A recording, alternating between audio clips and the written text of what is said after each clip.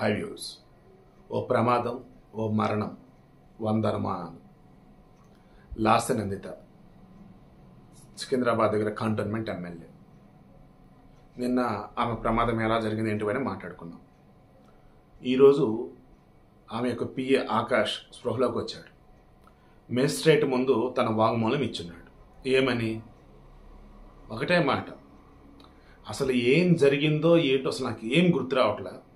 నాకు అంత రకమైనటువంటి ఎలా చెప్పాడంటే ఆ వర్డ్ కరెక్ట్గా చెప్పాలంటే ఏదో లోకంలో నేను ఉన్నట్టు ఫీలింగ్. అసలు అక్కడ నాకు ఏం జరిగింది ఏంటి కూడా అర్థం కావాలి. అంటే సింపుల్గా ఏం చెప్తున్నాడు, నాలో ఎవరో ఏదో ఆవహించి నా కళ్ళు మూతలబడేలా చేసి ఈ ప్రమాదం కారణమైంది తప్ప నా అంతటి నేను చేయలేదు అంటున్నాడు. సింపుల్గా ఇలా చెప్తున్నాడు అతను. ఇది తప్ప ఇంకేం చెప్పట్లే.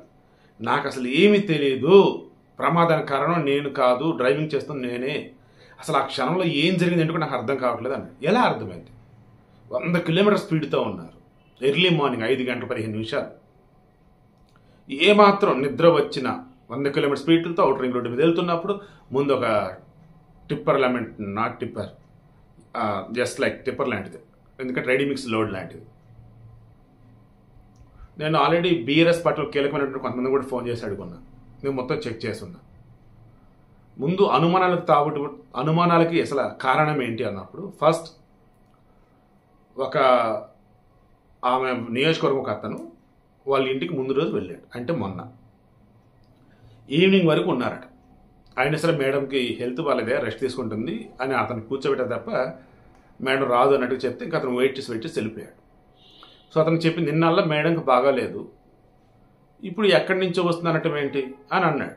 అప్పుడు ఒక్కొక్క ఛానల్ ఒక్కొక్కలాగా వచ్చాయి. ఫస్ట్ వన్, ఆమె బాసరకు వెళ్ళేసి వస్తుందని. బాసరకు నైట్ ఎందుకు వెళ్ళింది? అమ్మవారి టెంపుల్కి నైట్ ఉండదు కదా, Saraswati temple. So doubt. Next Sadashivpet దర్గాకి వెళ్ళేస్తుంది అన్నారు. ఆ టైంలోన డౌట్. నెక్స్ట్ వాళ్ళ సిస్టర్ నివేదిత వచ్చేటప్పటికి టిఫిన్ చేయటన్నట్టుగా ఆమె ఏదో చెప్పున్నారు. మేము ముందు కారులోనే ఉన్నామంటే ఆమె చెప్పారు. ఆ టైంలో టిఫిన్ ఏంటి? డౌట్. తర్వాత నిన్న పోస్ట్ మార్టం అయిన తర్వాత చూస్తే ఆమె బాడీకి అక్షరాల 12 తాయెత్తులు ఉన్నాయి. 12 తాయెత్తుల. ఆమె కంప్యూటర్ సైన్స్లో ఇంజనీరింగ్ చేసింది ఆమె. అండ్ ఇప్పటివరకు ఎందుకు పెళ్లి కలదని అదొక డౌట్. 37 సంవత్సరాల వయసు. అండ్ చక్కగా మంచిగా చదువుకున్నారు. అండ్ మంచిగా ఆస్తివస్తులన్నీ బాగా మంచి పేర్లు ఉన్నాయి. మరి పెళ్ళింది చూసి ఇప్పటి వరకు జనక చేసుకుంటారు కదా, డౌట్. అండ్ ఈమె నిన్న మరణించిన తర్వాత వారి కుటుంబ సభ్యులు కూడా వాళ్ళ బంధువులు కూడా రిమైనింగ్ కొన్ని ఒక్కొక్క డౌట్లు రేస్ చేసుకుంటూ వచ్చినారు. ఇటువంటి మూమెంట్లో దీని మీద విచారణ జరగమని చెప్పేసి అంతా కోరుకున్న మూమెంట్లో పోలీసులు క్లారిటీ ఇచ్చున్నారు. ఏమని? వాళ్ళు ఒక లారీని గుద్దటం వల్ల ఇదంతా జరిగింది. అది కూడా ఎలా అంటే లారీ వచ్చేసి మిడిల్లో వెళ్తుంది అనుకున్నాం, ఇతను వెనక నుంచి వస్తున్నాడు. ఇతను లెఫ్ట్ నుంచి కట్ చేద్దాం అనుకున్నాడు. ఈ లోపు లారీ కూడా లెఫ్ట్ తిరిగింది. అంటే లెఫ్ట్ జరిగింది.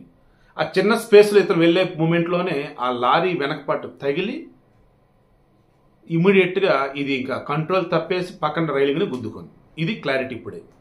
అయితే ఈ లారీ అసలు ఎక్కడ? ఇంతవరకు లారీకి సంబంధించి ఊరు అసలు ఆనవాళ్ళ డీటెయిల్స్ కూడా చెప్పలేదు. అవుటర్ రింగ్ రోడ్ అంటేనే కొన్ని లక్షల కెమెరాలు. ఇన్ని కెమెరాల్లో ఈ లారీ విజువల్స్ రికార్డ్ అవ్వలేదా? ఇదొకటి. తర్వాత వాళ్ళ సిస్టర్ వాళ్ళు ఉన్నారు. వాళ్ళు చెప్పింది ఏంటి? ఈ టిఫిన్ పర్పస్ అని మాట్లాడుకునే మూమెంట్లోనే వీళ్ళ వెహికల్ ఉన్నటువంటి వాళ్ళ అక్క వాళ్ళ పాపని ఆ ముందు కారులో కూర్చోబెట్టారు. లేదంటే పాపం ఆ పాప కూడా నిన్న జరిగేది. లేదు ఒకవేళ ఆ పాప ఉంటున్న ప్రమాదం జరగకుండా ఆగేదేమో, అది తెలియదు. సో నిన్న ఈ కారులో ఇంకొక పాప ఉండాల్సింది, ఆ పాప సేఫ్ జోన్లో ఉంది. అండ్ డ్రైవర్ నడపాల్సింది పిఏ నడుపున్నాడు. అది ఒక డౌట్. అండ్ చాలామంది డౌట్ రేస్ చేసింది ఏంటంటే అది ఇంకా టెంపరీ నెంబర్ మీద ఉన్నది ఏంటి అని. అయ్యా కొన్ని కారు కొని కూడా 10 రోజులు అవుతుంది అంతే. Maruti Suzuki XL6 XL7 car అది. ఆమె మొన్న నల్గొండ జిల్లా నుంచి చూస్తున్నారు. ఫిబ్రవరి 13 యాక్సిడెంట్, స్కార్పియో వెహికల్ అది. అది కాదని కొత్తది కొనుక్కున్నారు. ఆ ప్రమాదం జరిగిన తర్వాతే ఆమె ఈ తాయెత్తులు లైక్ ఇవన్నీ అండ్ అన్నింటికి వచ్చి అత్యంత కీలకమైంది. వాళ్ళ ఫ్యామిలీ అంతా కూడా ఇదే సీజన్లో సదాశివపేట దర్గాకి వెళ్ళొస్తూ ఉంటారట. షాహీ దర్గా సమ్మాయిలో. నిన్న ఇప్పుడు వాళ్ళ ఫ్యామిలీ కన్ఫర్మ్ చేశారు. ఫైనల్లీ ఏం చెప్పారంటే మేము ఆ దర్గాకి వెళ్ళొస్తున్నాం, ఆ వెళ్ళొస్తున్న బట్టి ఇదంతా జరిగిందని చెప్పున్నారు. ఇక ఫైనల్గా ఇతను పి ఆకాష్, అతని మీద ఇప్పుడు 304A కింద నమోదు చేస్తున్నారు. 304A ఏంటి? ఐపీ సెక్షన్ 302 అంటే హత్య. 304A అంటే ఏంటి? ఇతను నెగ్లిజెన్స్ వల్ల, చేతులలో ఇతను చేసినటువంటి ఒక తప్పిదం వల్ల అవతల యొక్క మనిషి ప్రాణం పోవటం. సో ఆ చావుకి ఇతను కారణం అన్నట్టు అన్ని కోణాల్లో విచారిస్తారు. ఇతనికి ఆల్రెడీ కాళ్ళు గాయాలేని. అండ్ ట్విస్ట్ ఏంటంటే అంత ప్రమాదం జరిగిన తర్వాత కూడా స్పృహలోకి వచ్చి ఇద్దరు కారులోనే ఉన్నాము, యాక్సిడెంట్ అయింది, గాయాలేని 2 అన్నాడు. బట్ సిచ్యువేషన్ ఆడికి వెళ్ళి చూస్తే అవుట్ ఆఫ్ కంట్రోల్ అంటుంది. ఇమీడియట్గా తీసుకుని ఆసుపత్రికి వెళ్తున్న మూమెంట్లో ఆన్ ద వేలో పాపం చనిపోయారు. లాస్ట్ అనంత్ గారు ఇతను ట్రీట్మెంట్ తీసుకుంటున్నాడు. ఇంకా రెఫరెంట్ ఎన్నాళ్ళు పట్టింది ఏంటో తెలియదు. సో డ్రైవర్ని పెట్టుకోవాల్సింది ఎర్లీ మార్నింగ్ అక్కడ వెళ్ళి వస్తున్నాము అన్నప్పుడు. ఒకవేళ నైట్ వెళ్ళేసి వస్తున్నప్పుడు డ్రైవర్ ఉంటే కరెక్ట్. పిఏ ఏంటి? సో ఎవరి పని వాళ్ళే చేయాలి. పిఏగానే ఉండాలి, డ్రైవర్గానే ఉండాలి. సో ఇప్పుడు ఈ పిఏ ఆకాశ్ చుట్టూ కథ అంతా తిరుగుతూ ఉంది. బట్ నేను ఇతను బ్లేమ్ చేయలేను. ఎందుకంటే సిచ్యువేషన్ మొత్తం చూస్తూ ఉన్నట్టయితే వాంటెడ్గా ఇతను చేసినట్టు అనిపించడం కానీ ప్రమాదమే. ఆమెకు ఆల్రెడీ ఈ ప్రమాదం తాలూ పాప ముందు నుంచే అనిపిస్తూనే ఆ తాయెత్తులు దర్గా కలంటి దర్గా అన్నీ చేస్తున్నారు. సో ఇప్పుడు నేను చెప్పేది ఏమిటి? గుళ్ళు, గోపురాలు, చర్చిలు, దర్గాలు ఏవైనా సరే కావచ్చు కాక మన జాగ్రత్తలో మనం జాగ్రత్తగా ఉండాలి. కంటి తగిలేపల కనిపెట్టుకు తిరగాలి. అండ్ ఎవరి పని వాళ్ళే చేయాలి. అండ్ టైంలో దయచేసి ప్రయాణాలు చేయకండి. అండ్ ఈ అవుటర్ రింగ్ రోడ్డు నిజంగా ఓ వ్యక్తి పాపమే ఈరోజు ఎన్నో ప్రాణాలు పోతున్నాయి. ఆ వ్యక్తి ఎవరు ఏంటది నేను తర్వాత ఎక్స్ప్లెయిన్ చేస్తాను. సో ఎన్నో అనుమానాలన్నిటి కూడా నెమ్మదిగా కన్క్లూజన్ వచ్చేసినట్టే. ఈ ఆకాశ్ మీద ఇప్పుడు 304A కింద కేసు నమోదైంది. అతను మొబైల్ డేటా కనుక పరిశీలిస్తే ఎవరితో మాట్లాడి ఏంటి, అందులో నిజంగా ఏదన్నా హత్య నేరం ట్రై చేస్తున్నాడా ఏంటి అది తెలియాల్సి ఉంటుంది. ఎందుకంటే ఇతను వచ్చేసి నడుపుతున్నప్పుడు కుడి సైడ్ ఉంటాడు.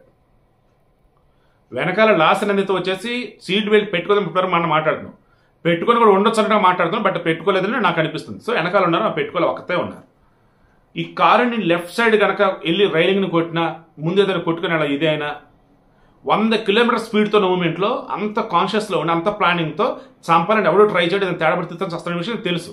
సో ఖచ్చితంగా ఇది హత్య అయితే కాదు. కానీ అనుమానాలు తావిస్తున్నడానికి రీజన్స్ ఏంటి అన్నప్పుడు కారులో మనిషిని ఆ పిల్లని అప్పుడే ముందుకు వేరే కారులో ఎక్కించడం ఏంటి, అండ్ డ్రైవర్ ఉండాల్సిన ప్లేస్లో పిఏని ఎందుకున్నాడు, అండ్ ఈమె అంత భయంతో 12 తాయెత్తులు దాదాపు కట్టుకుంది అంటే ఎంత భయపడుతూ ఉండాలి.